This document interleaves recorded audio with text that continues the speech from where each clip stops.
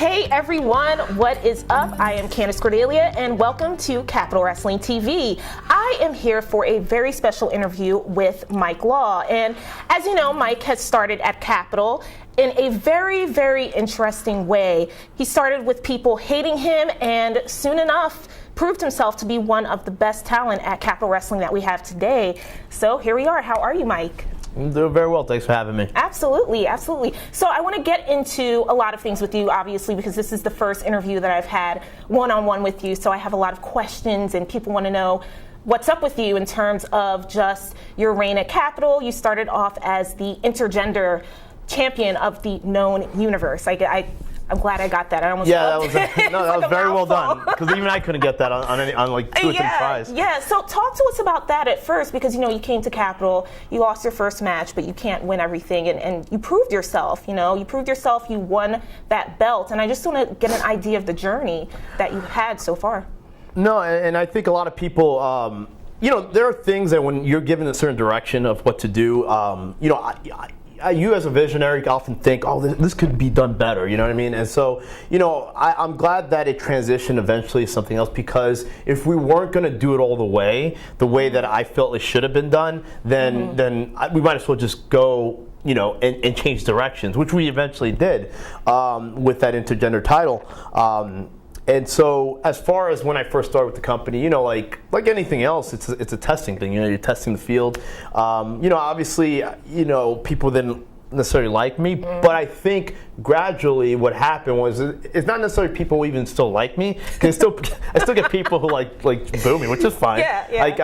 I started years ago. I started before we had a bunch of people going online complaining about fan reactions and what fans say. Like, believe me, some of the stuff that I was told when I first started, you can't even fathom. You know what I mean? Just all sorts of things. But so I think people are starting to get behind me. I think it's more of a respect thing. I think they respect the fact that I work hard, that I put my effort into everything that I do, that I don't quit. I'm not a quitter, you know what I mean? And I think when people talk about Colossal Mike Law, the mentality is that I think I'm 6'7", 685 pounds. But in reality, it's more about the attitude that no matter who I'm facing, in my heart and in my mind, I feel like I'm the bigger guy in just every aspect, you know what I mean? I have to believe in my head that I'm an imposing person, because you can't go out there, crushed over with no, it's just a sense of pride when people watch me walk. Right. There is a swagger, but it's just more, it's just more of a confidence thing, you know what I mean? And I think as I've progressed and I've won some and I've lost some. Obviously, recently we'll talk about that. My recent loss, unfortunate, but it happens. And I think overall, it's not like the losing aspect of it. It's about the idea of okay, what happened that made this, caused this loss, or caused for me not to win, and you just take that, you go with it. Yeah, and you're the longest singles reigning champ that we've had at Capital. No one's been able to best that. No other wrestler that Capital has had I didn't know has been able to do what you've done. So there's a formula that's working, obviously, for you. And where does that drive and that ambition come from within you? I think, I'll be the first one to admit, I doubt myself more than pretty much anybody. But I think a lot of times, I can take that and just kind of make a snowball where it's like why not? You know what I mean? We're put on this earth. I could be gone tomorrow, but the fact is, if I don't go out there and give it my all each day, then to me, that's the depressing part. Is when it's not a productive day. When it's not, you go to an event and you're not putting your best foot forward. Why not? You know what I mean? What do you have to lose by not going out there and being the best that you can be? Yeah, it's either that or you're slacking. And so I was not brought up that way. My family has always been a working class family. We never had money. I literally lived in basements to apartments to you name it. You know what I mean? So it's not like we grew up with a lot of money, but the work rate was always there. We always worked hard, and so I think that's a huge attribute that I've taken not only from my personal life into my professional life, but obviously pro wrestling has always been a big part of that as well. And where did you grow up? From what I understand, I think it's New York. Was it the Bronx or? No. Yes, I grew up in New York. Okay. I was born in Brooklyn at Brookdale Hospital. Okay. Big shout out to them. They actually almost replaced me with another kid. I wouldn't be having this conversation. There would be no colossal Mike Law. No, I need to know about this. What nurse, happened there? Okay, so what happened was I was born. So they took me and they put me in the nursery gimmick. And then what happened was I think the nurse either they placed me in somebody else's bin, or what is that? Is that what it's called, bin? I don't know. So they a bin? That sounds so wrong. Like, place a baby in a bin. Whatever the little, like the bed, I guess, right? The little crib. So they took me and they gave me to my mom. Well, actually, they gave the other kid to my mom. My mom, sorry, I'm so passionate about this. And then my mom's like, no, it's not my kid. This is somebody, So they almost ended up taking me to somebody else. That's like a Lifetime movie. That's an exact plot to a Lifetime movie. Yeah, Switched at birth, exactly. Who know who you would have been talking to at this point? So, so grew up in Brooklyn. Born in Brooklyn, grew up in Queens. So I'm a Queens boy. So Ozone Park for the most of my life. Moved around a lot, and then from there, been living in Long Island for a couple of years. Yeah. I hope nobody else looking to stalk me because there's that happening. I live in a fortress. I live in a fortress. Just an unnamed fortress. Yeah. Area 51. So how did the journey in wrestling start from you, growing up in New York, and what was the moment when you thought that, okay, I want to pursue this, I want to be a pro wrestler?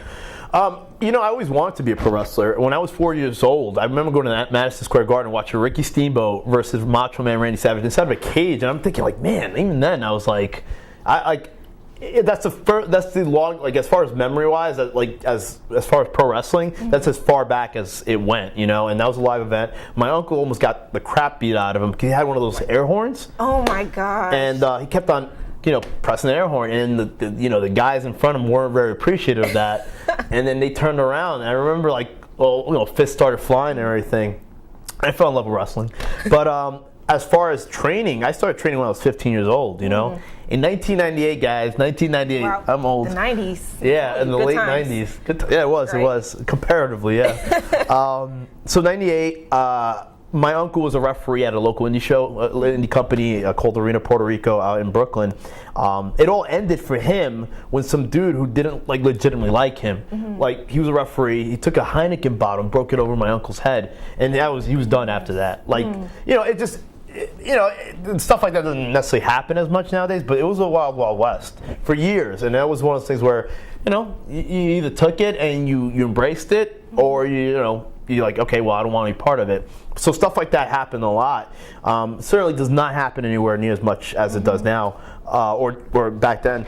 But I started training. I was like 110 pounds. My goodness, and I'll be honest. The one thing I will say is, I probably would have trained a little bit later, 15 years old, to be training with guys that were 300 or 400 pounds, or huge guys. Like, they didn't want me. They didn't want a guy, like a kid that was 15 years old who's 105 pounds, soaking wet with 2 bricks in his pocket, to be wrestling. This was a big man sport. This was a business that was built on and I look back at that, although I'm grateful for the journey. You know what I mean? I'm absolutely grateful for the journey. I probably would have told myself not to have started that young, because it takes a level of maturity to be a pro wrestler. And people say, oh, well, it's wrestling and it's entertainment. I get it, it is. But at the same time, I think mentally, it's more of a mental game a lot of times than it is a physical. And so I remember my first night in there.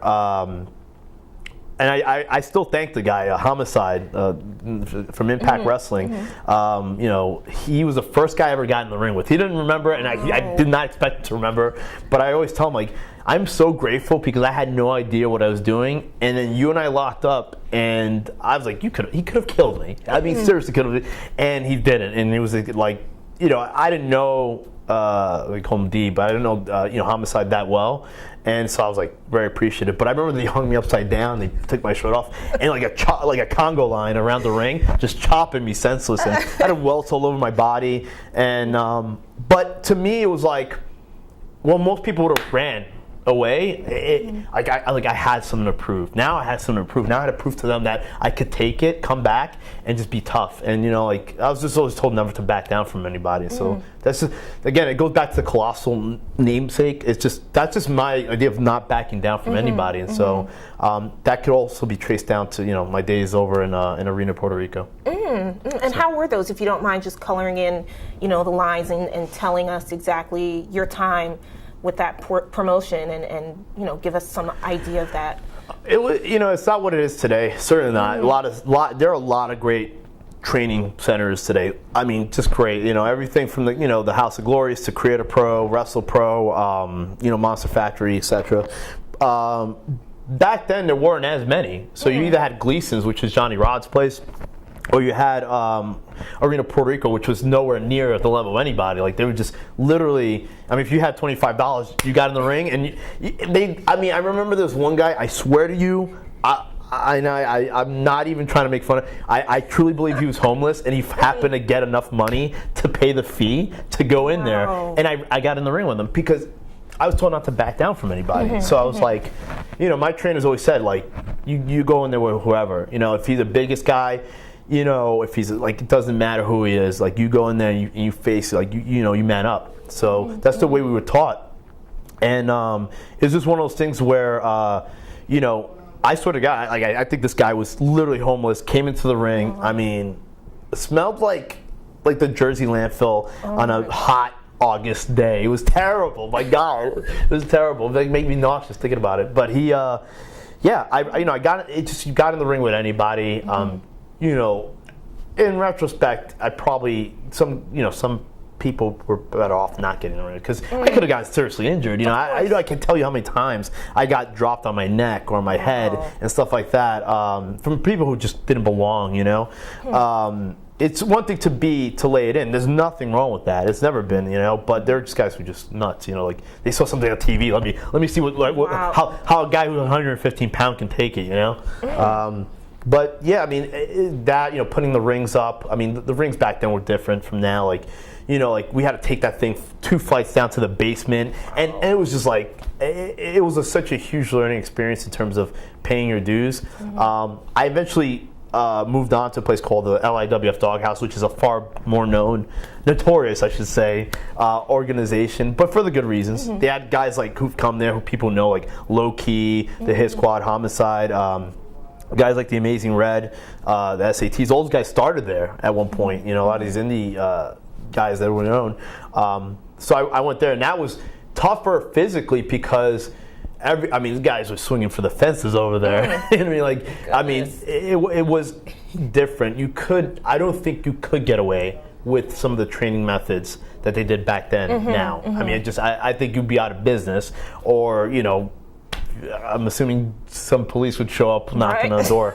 It was a different time. I'm grateful for it, because it toughened me up, and it's just one of those things where it's made it easier for me to transition through the years with the different styles and guys who, you have a lot of young guys who have stuff to prove. It's in Capital especially, you have so many talented guys who have a lot to prove, but that taught me to overcome any of that. It's not an age thing. It's just a pure ruggedness, pure toughness that was taught years ago that you bring for the rest of your life. Right. And one thing that you've overcome is being homeless. I remember you've talked about that before.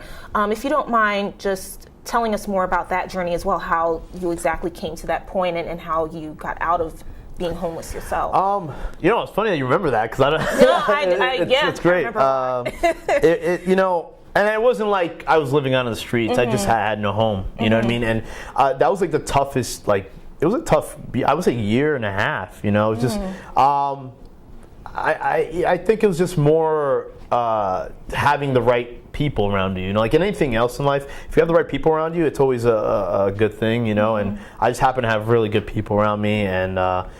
Wrestling, if it wasn't for, a lot of people say this, but it truly is a fact. If it was not for pro wrestling, I don't know what I would be doing. You know what I mean? So when people ask, well, why do you still do this? Why did your body take so much punishment? It is a passion that I have, but I also think it's a way to really escape. You know what I mean? to me, it really was the greatest escape I could have. I mean, I'm not a drug person. I've never done a drug in my life. I don't drink, so that's nothing like that. It's just been because of wrestling. You know what I mean? Like, I've been able to overcome a lot of adversity because of it. Yeah. And surely that shows in the ring because you're such a strong competitor and you've had a lot of great matches at Capitol. So I want to get into, we talked about you having the intergender belt, and then you propositioned Marcus with, becoming the Capitol TV champ, which you were rather. Yeah. And then that upgraded to the Sapphire belt, which I presented to you in the ring, and that was really a great special moment for both of us, if I might say so myself. Well, yeah, I mean, I'll take it. Yeah, absolutely. But, unfortunately, you no longer are in possession of that belt. So I want to kind of go into that transition with the match that you had with Menfo Mofo and, your thoughts on that. Absolutely. It was a special occasion. It needed to happen. To be honest, again, it goes back to the idea of something and the execution of it. It wasn't what, I don't think it was what the owners or the management of Capitol wanted it to be, and I certainly think it wasn't what I wanted it to be. So it made no sense to continue that path. So when I approached Marcus, it just common sense. You know what I mean? Like, we have TV now. You don't have a title that represents that. You have somebody who's been a champion, who's been loyal to the brand since it started. So to me, it putting those two together, it made sense. It wasn't like I was trying to go up there and pitch something that was so out of the ball, the ballpark. It really was something that made sense for everybody, all the parties. You know what I mean? You had a viable champion who'd been holding on to the title, facing guys, the top guys that the company had, win or lose, but it really was that. But then you also had a company that now had TV, and you needed a representative, and you needed somebody who was loyal to the company. And I'm not putting myself over like that, but who else has been there since day one? I have, So it made sense, and so the transition was there. I mean, Sapphire Nightclub decided to sponsor it. It's a big title. It's a heavy title. And I wish, on all levels, I wish I was a little bit more proactive in promoting myself as champion. It's been one of my hardest transitions, I think, with social media a lot of times, and I'll be the first one. I hate it. I hate social media. I hate it. It's just one of those things where it's just like, I don't know. I want to turn off the phone and just live my life. You know what I mean? Right. But it is a necessary evil what we have in order to promote ourselves properly and promote the brand. But I just think if I could go back a little bit, I would have probably done more with that. Obviously, what ended up happening at the last event at Capitol with me losing the championship to Memphis Mofo. And people seem to get that mixed up. Yeah. It's easy. Well, why would not call yourself Memphis? Right. Where is he from? I can't even remember. That's so hard. I want to say the DMV area. I could be completely wrong, but I believe it's the DMV. But what's the deal with Memphis? What's the name Memphis? Is it because Colossal? Okay, Colossal Mike Law. He thinks he's a big guy, right? So what's Memphis Mofo? What is that? Ask him. I will have a one-on-one with him and then ask him. Yeah. But we will get back to a bit more. We're going to talk more about the belts and Memphis Mofo and Bo Crockett. But guys, thank you so much for watching Capitol Wrestling. We have some great stuff for you more in store here with Mike Law, and we will take a little break. Thank you. Want more Capitol Wrestling content? Then look no further than our Instagram. Follow @Capitol Wrestling today and see every moment the Capitol has to offer, as well as match announcements, merchandise deals, and more. Come to the Capitol and follow our Instagram today. Don't miss a single moment of Capitol Wrestling television by subscribing to our Twitch. Twitch.tv/Capitol Wrestling not only gives you a brand new episode every Monday night at 7:05, but exclusive content like Capitol Wrestling's World War IV Live, exclusive Match Zero content, Capitol Wrestling binge mode marathons, and the upcoming Level Up with Stephen James and more. Push the button and subscribe to Twitch.tv/Capitol Wrestling. Hello, everyone, and welcome back to Capitol Wrestling TV. And I am talking with the colossal Mike Law right before our big anniversary show that is happening March 24th.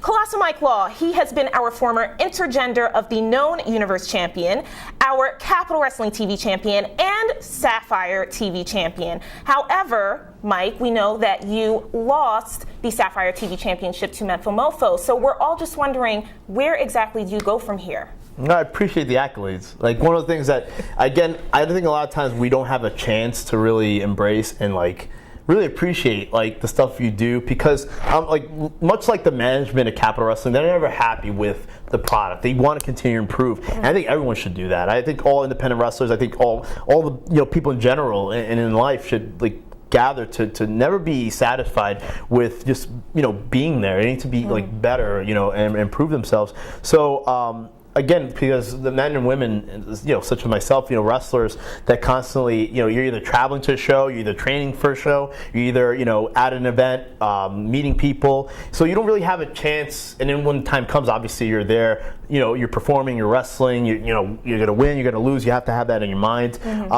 Injuries, whether you're going to suffer an injury, like a knee injury, I don't know. But you have that all in your mindset. So you never really have a chance to appreciate the accolades and the stuff that you accomplish. And although I'm not satisfied where I'm at, I want to continue to, I was not put on this earth to be mediocre. I was put on this earth to fulfill greatness, and I think a lot of that time that's what motivates me the most. I think a lot of times with us is we just don't have the time to really contemplate oh, well, I did this well, or I won this title, I won this championship, I represent this company, and I'm on that same mindset. I constantly want to improve, and unfortunately, I will not be at the anniversary show. This will be the first event I miss for Capital Wrestling since its inception. So. And you've accomplished so much. I just ran down that whole resume, but you've done so much at Capital. I mean, you were pretty much the first champion that we had for the promotion. So, we have the anniversary show coming up, and you're not going to be there. But is there anything that you'd like to say to Menfo Mofo and the NRA? If you could say anything to them right now, as you just regroup your thoughts and recuperate, what would that be?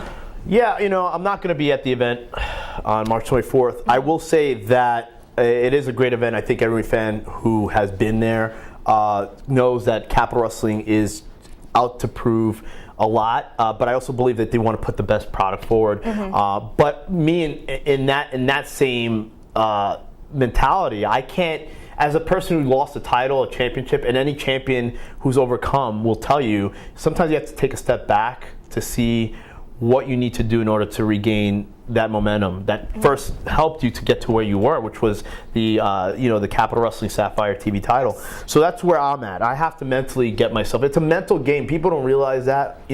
I've seen so many people come and go in wrestling where it's they had the best physiques, or they were the biggest guy, or they were the fastest. They had some amazing high flying moves, but they didn't realize that it was more mental than it was physical. It is physical. Don't get me wrong. It really is.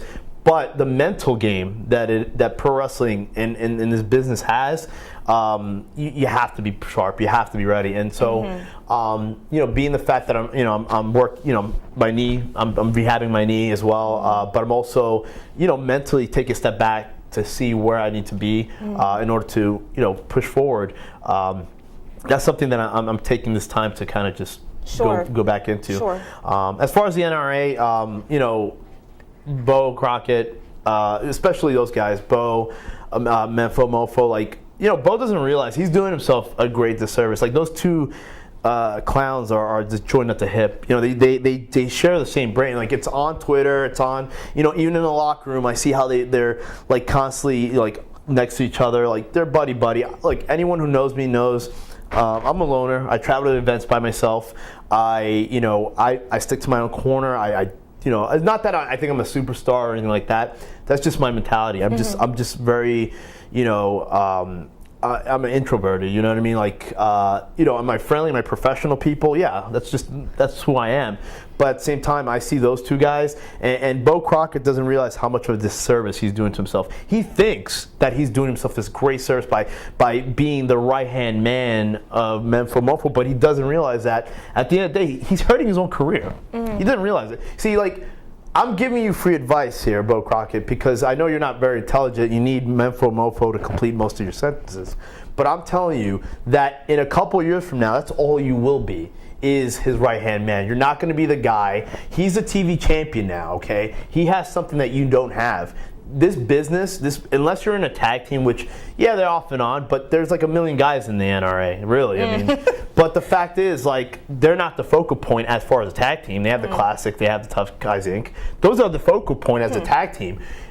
Menfo Mofo and Bo Crockett are singles wrestlers. And so what this guy, Bo Crockett, needs to realize is that by being the right-hand man and being, that's all he'll ever be. He'll never be the guy in that group. He'll never be. And as far as I'm concerned, he'll never be the guy in Capital Wrestling if he continues to do so. You know, like, it's literally like those guys can't go, like they can't go to battle by themselves. They have to have each other's back. And I get it. It's a safety in numbers thing. But me, everyone knows I've never been one of those guys. I've never been in a gang. I've never been in a group. I do my own thing, and that's about it. You know what I mean? Like, that's just the way I was brought up. You know what I mean? Like, if I had to fight my own fights, I'm fighting you one-on-one. You know, obviously some people can't do that, so they choose to, you know, bring others into their own fights. So, you know, I can't control that, unfortunately. Fair enough. Well, thank you so much, Mike. It was a pleasure talking with you today here at Capital Wrestling. And we are unfortunately going to miss Mike at our anniversary show on March 24th. A lot of great matches. This is Candace Cordelia signing off for Capital Wrestling.